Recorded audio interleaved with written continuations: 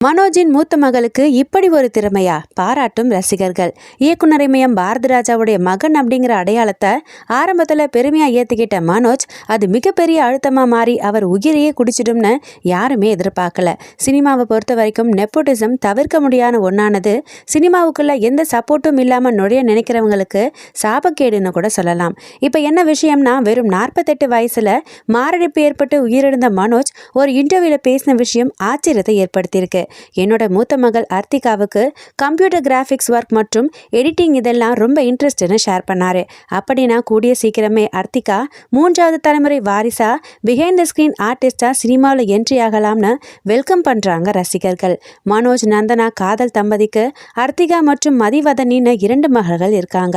ஆண் வாரிசு இல்லாத காரணத்தால மூத்த மகள் அர்த்திகா தான் அப்பா மனோஜுக்கு இறுதி சடங்கு செய்தாங்க. அப்பான்னு கதறினபடி அவங்க செய்த இறுதி சடங்குகள் கல் மனசையும் கரைய வச்சு கண்ணீர் விட செய்தது குறிப்பிடத்தக்கது.